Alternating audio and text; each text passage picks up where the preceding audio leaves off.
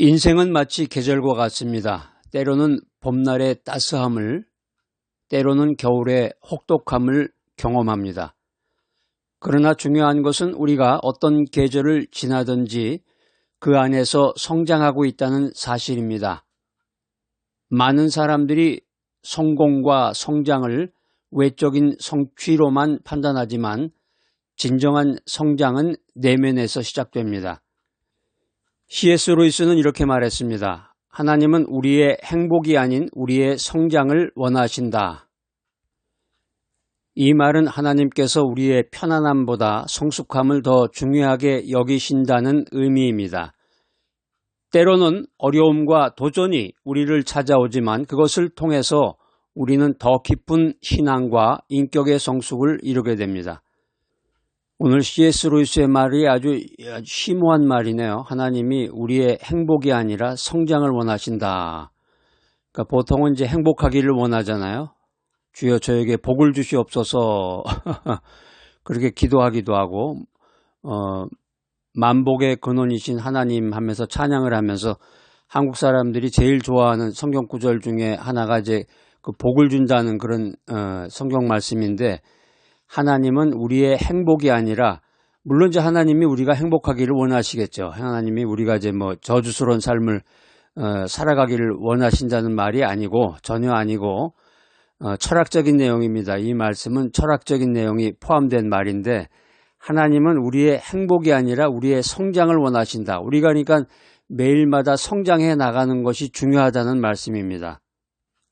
오늘 이 귀한 바이블 메시지 들으신 여러분들도 편안함보다는 성숙함을 중요하게 생각하는 여러분이 되시기를 축복합니다.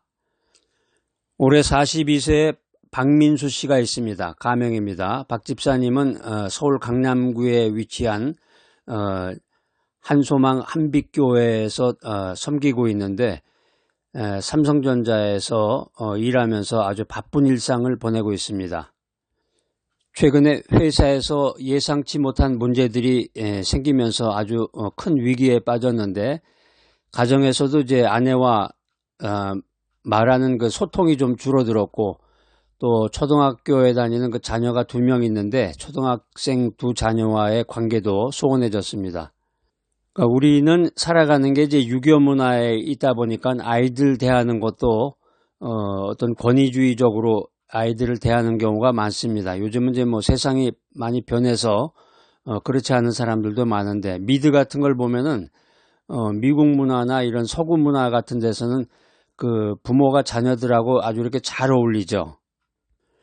그래서 그 자녀 교육을 집안에서도 잘 하면서 자녀 교육을 통해서 소통도 또 이루어지는 건데 함께 그 자녀에게 설거지도 시켜요. 설거지도 시키고 그 집안일의 일정한 부분을 자녀가 할 수 있도록 뭐 자기 방 청소는 이제 기본이고 이제 그렇게 됐을 때 뭐 용돈도 주고 뭐 핸드폰 사용 같은 것도 이제 시간을 늘려준다든가 뭐 게임도 할 수 있는 이제 권한을 주기도 하고 나갔다 들어올 때 그 시간도 제한을 한다든가 이런 게 있는데 우리나라 같은 경우는 이제 그런 게 별로 없고 어떤 정해진 그런 게 없이 있다가 갑자기 그 룰이 깨어지면 막 화를 내고 그 화를 한번 내면 또 몇 달 동안 말을 안 하기도 하고 뭐 하여튼 이런 일들이 이제 이어지는데 오늘 여기 이제 박 집사님의 경우도 초등학생 자녀와 이제 관계가 좋지 않았습니다. 첫째 아들이 이제 학교에서 문제가 생겨가지고 그 선생님이 이제 상담 이제 요청을 했는데 이제 바쁘다 보니까 참석을 못했습니다.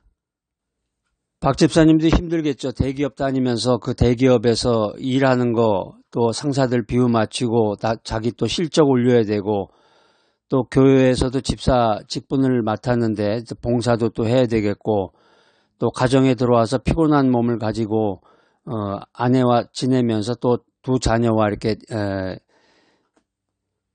가정 생활을 이어나가려면 서로가 이렇게 협조를 해야 되는데 뭐 만신창이가 되겠죠. 몸 자체가 피곤하니까. 집사님은 자신의 한계를 느끼며 하나님께 기도하던 중에 이사야서 41장 10절 말씀을 생각했습니다. 두려워 말라 내가 너와 함께함이라. 집사님이 이제 평소에 이 말씀을 이제 외웠나 봐요. 성경 공부 시간에 이 말씀이 중요한 암송 구절입니다. 아마 바이블 메시지를 들었는지. 그래서 이사야서 41장 10절 말씀이 그 위기 가운데서 갑자기 떠오른 거야. 기도하다가 두려워하지 말아라. 내가 너와 함께한다. 이 말씀을 꽉 붙잡고 하나님께 모든 걱정을 맡기기로 결심합니다. 하나님께 모든 것을 맡기기로 결심한 후에 회사에서도 직원들이나 상사들과 솔직한 대화를 나누면서 그 어려웠던 문제를 잘 해결해 나갔습니다. 가정에서도 아내와 대화도 나누고 또 자녀들 한 사람 한 사람 두 자녀들 다 이렇게 케어를 하면서 오늘 학교에서 뭐 배웠니, 뭐는 어떠니 이렇게 여러 가지 이야기를 서로 이제 공유하면서 또 함께 기도하는 시간을 가졌습니다. 우리가 인생 살아가면서 뭐 갑자기 큰 일이 터졌다. 뭐 그런 일도 있지만은 자잘한 일상생활 가운데서 직장 생활, 또 가정 문제, 또 교회 생활, 또 자기 부모와의 관계라든가 또 자기 그 친척, 지인 간의 관계 뭐 이런 거죠. 대개 보면은 문제라고 하는 것이. 그런 데서 이게 원활하게 잘 이렇게 돌아가면 좋은데 이게 원활하게 돌아가지 않고 이렇게 삐걱삐걱 한다든가 갑자기 뭐가 퍽 스파크가 터져버리면 문제가 생기는 거죠. 그래서 그런 삶에서의 그런 작은 시련들이 우리를 연단시키는 도구다. 이렇게 생각을 하고 그때 바로 하나님께 의지하며 나아갈 때 우리는 하나님의 도우심으로 모든 인생의 어려움을 이겨낼 수 있는 것입니다. 멘탈 갑이라는 말이 있습니다. 강한 정신력을 가진 사람을 말하는데 신앙 안에서 우리가 진정한 이 멘탈 갑이 될 수 있다는 것입니다. 오늘 이 말씀 처음 들으신 분은 이제 한번 써먹어 보세요. 아주 멘탈 갑이시네요. 엄지척하고 그러면은 굉장히 인기 있는 사람으로 갑자기 사람들의 평가를 받게 됩니다. 야고보서 1장 2절로 3절 말씀입니다. 내 형제들아 너희가 여러 가지 시험을 당하거든 온전히 기쁘게 여기라. 이는 너희 믿음의 시련이 인내를 만들어내는 줄 너희가 알미라. 이 말씀도 중요한 암송 구절입니다. 여기 이제 시험이라는 말이 이제 헬라어로는 페이라스모스인데요. 시험, 시련, 유혹 뭐 이런 의미가 있습니다. 신앙의 성숙을 위한 과정으로서의 시험을 성경은 말하고 있습니다. 우리가 인생살이 하면서 겪는 시련은 믿음의 성숙을 위한 필수적인 과정이다라는 것입니다. 인내를 통해서 우리는 마침내 연단된 성품을 갖추게 됩니다. 연단된 성품은 소망을 이루는 기반이 된다고 성경은 말하고 있습니다. 오늘 성경 말씀을 신학적으로 분석해 보면은 시련의 목적성에 대한 주제를 생각해 볼 수 있습니다. 하나님은 시련을 통해서 우리의 믿음을 성장시킨다. 이 사실을 기억하시기 바랍니다. 우리가 시련을 두려워하지 말고 하나님께 맡기며 기도해야 되겠습니다. 인내를 연습하며 작은 어려움에도 감사하는 마음을 가지시기 바랍니다. 오늘 두 번째 바이블 메시지는 믿음으로 다시 걷는 재기의 발걸음입니다. 올해 51세의 이수연 씨가 있습니다. 가명입니다. 이수연 권사님은 전라북도 익산시에 위치한 빛과 소금이 가득한 교회의 교육부 권사님으로 봉사하고 있는데 중고등부 교사로 봉사하고 있습니다. 이 권사님은 이제 익산 시립도서관에서 사서로 근무하고 있는데 20년째 시민들의 이 독서 문화와 시민 함양을 돕고 있습니다. 그런데 몇 해 전에 남편이 갑작스럽게 건강 문제로 쓰러진 다음에 투병 생활이 길어지면서 가정 문제, 또 가정의 경제 문제, 여러 가지 그런 부담이 권사님의 어깨에 무겁게 내려앉았습니다. 가장 큰 고통은 이제 사회 초년병인 딸과의 관계였습니다. 아버지의 병으로 인해서 위축이 된 딸은 반항적으로 변했고 권사님은 교회 사역에 집중할 수 없는 자신을 자책하기 시작했습니다. 그런 중에도 교회 봉사를 통해서 헌신하며 예배를 드리면서 기도하던 중에 시편 37편 5절 말씀을 되새기게 되었습니다. 내 길을 여호와께 맡기라. 그를 의지하면 그가 이루시고. 권사님은 가정 문제를 하나님께 맡기고 새벽마다 눈물로 기도하면서 자신의 연약함을 주님 앞에 고백했습니다. 또 권사님은 딸과의 소통을 위해서 하루에 30분씩 대화 시간을 가지기로 결심하고 남편을 위해서 또 교회에 있는 권사님들과 릴레이 기도를 진행해 나갔습니다. 몇 달 후에 남편의 건강이 점차 회복되기 시작했고 딸도 다시 믿음 안에 서게 되었습니다. 오늘 권사님 이야기 들어보니까 우리가 흔히 겪는 일상생활 중에 하나, 우리가 이제 주변에 있는 사람들과 대화 나누다가 들을 수 있는 그런 귀한 말씀이네요. 정말 가정 문제, 또 부부간에 남편이나 아내에게 문제가 생겼을 때 참 이러지도 못하고 저러지도 못하고 참 힘든 시간을 보내게 되는 것입니다. 특별히 자녀와 대화의 시간이 줄어들고 관계가 불편했을 때 참 여러 가지로 번잡하죠. 생각이. 하나님께 맡긴 삶은 반드시 회복의 은혜를 경험하게 됩니다. 우리의 믿음의 발걸음은 재기의 길로 이어짐을 믿으시기 바랍니다. 요즘 유행하는 말이 다시 시작해도 괜찮아, 이런 말이 있습니다. 실패하거나 주저앉은 인생들에게 위로와 격려를 해주는 표현인데, 우리가 하나님 안에 있을 때, 하나님 중심으로 인생을 살아갈 때 언제나 다시 시작할 수 있음을 믿으시기 바랍니다. 시편 37편 5절 말씀입니다. 내 길을 여호와께 맡기라. 그를 의지하면 그가 이루시고. 내 길을 여호와께 맡겨라. 이 맡기라라는 말이 이제 히브리어로 갈랄인데요. 굴리다, 떠넘기다 이런 뜻입니다. 하나님께 짐을 내려놓는다 이런 의미가 있습니다. 오늘 성경 말씀을 통해서 우리가 세 가지 깨달음을 받아야 되겠습니다. 첫 번째는 모든 길을 하나님께 맡기면 하나님이 친히 인도하신다. 할렐루야. 나의 모든 길을 주님께 맡기면 하나님이 나의 그 안내자가 되신다. 두 번째는 인간의 명철보다 하나님의 인도하심이 더 완전하다. 내 생각, 내 경험 믿지 말고 하나님께 모든 것을 온전히 맡겨야 되겠습니다. 세 번째는 하나님은 우리의 회복을 위한 길을 예비하신다. 오늘 말씀 속에 세 가지 신학적 분석 내용이 있는데요. 첫 번째는 전적인 의탁 신학입니다. 우리 믿는 사람들은 스스로의 노력보다 하나님을 의지해야 된다는 신학입니다. 두 번째 내용은 관계 회복의 신학입니다. 하나님은 가정과 인간관계의 회복을 통해서 구속 역사를 이루십니다. 세 번째는 기도 응답의 신학입니다. 성경은 끊임없이 기도하는 자에게 응답하시는 하나님을 강조합니다. 우리가 인생살이 하다가 회복이 필요할 때 먼저 하나님께 맡기고 기도하시기 바랍니다. 관계의 회복은 작은 실천에서부터 시작됩니다. 오늘 세 번째 바이블 메시지, 작지만 확실한 믿음의 실천입니다. 올해 27세에 김준혁 씨가 있습니다. 가명입니다. 이 김준혁 형제님은 부산 남구 문현동에 거주하면서 영광의 빛 교회 청년부 소속으로 교회 생활을 하고 있습니다. 대학을 졸업했는데 대학 졸업 후에 직장을 구하지 못해서 편의점에서 알바를 하면서 취업 준비를 하고 있습니다. 제가 그 어떤 통계 자료를 보니까 대학을 졸업한 후에 직장을 구하지 못하고 집에서만 방콕하는 젊은이들이 뭐 한 57만 명인가가 된다고 그래요.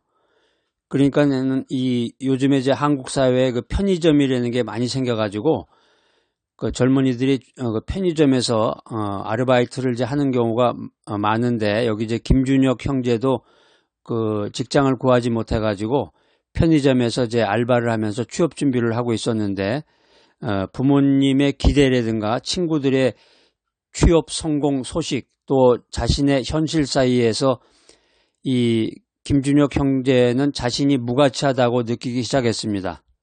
대학교를 졸업해서 당당하게 회사에 취직을 해가지고 친구들한테도 이렇게 자랑하면서 뭐 한턱도 쏘고 부모님에게도 이제 첫 월급 받아서 부모님에게 뭐 선물도 하고 뭐 이런 시나리오를 갖고 있었는데, 그냥 편의점에서 알바한다 그러면 그렇게 창피하게 느껴지나 봐요. 그러던 어느 날 우연히 교회의 소그룹 리더의 권유로 성경 통독 모임에 참석하게 됐습니다. 그 자리에서 이제 성경 말씀을 이제 읽게 됐는데 빌립보서 1장 6절 말씀, 너희 안에서 착한 일을 시작하신 이가 그리스도 예수의 날까지 이루실 줄을 우리는 확신하노라. 이 말씀이 김준혁 형제의 내면에 작은 불을 붙였습니다. 하나님께서 이미 자신 안에 착한 일을 시작하셨다면 지금의 상황도 하나님의 계획이라는 믿음이 생긴 것입니다. 김준혁 형제는 편의점에서 만나는 사람들에게 친절하게 인사하며 서빙을 하고 시간을 아껴서 성경을 읽고 또 자기 개발서를 읽기에 집중하면서 회사에 취직하는 것을 위해서 간절히 기도했습니다. 몇 달이 지난 후에 김준혁 형제는 마침내 중소기업의 최종 합격 통지서를 받게 되었습니다. 아이고, 이 내용 들어보니까 정말 눈물 나는 사연이네요. 우리 김준혁 형제 젊었을 때 참 위기일 텐데 자기 그 친구들은 다 직장에 다니고 자기는 대학을 졸업했는데도 직장을 다니지 못해서 편의점에서 알바를 하면서 그렇게 지냈는데 마침내 이제 중소기업의 최종 합격 통지서를 받던 날 얼마나 눈물을 흘렸을지 참 위로와 격려의 메시지를 보냅니다. 오늘 이야기를 들어보니까 하나님께서 시작하신 일은 반드시 완성하시는구나 하는 생각을 갖게 됩니다. 우리가 믿음이 작아도 하나님은 크신 분이십니다. 이렇게 고백하면서 기도하는 여러분이 되시기를 바랍니다. 요즘에 최신 유행어 중에 하나가 이제 갓생 살기라는 게 있어요. 갓생. 이게 무슨 말인가 하시는 분은 오늘 이 시간 이제 배워가지고 써먹으시기 바랍니다. 갓이라는 게 이제 G.O.D. 하나님이에요. 생이라는 건 이제 살다 그런 뜻이잖아요.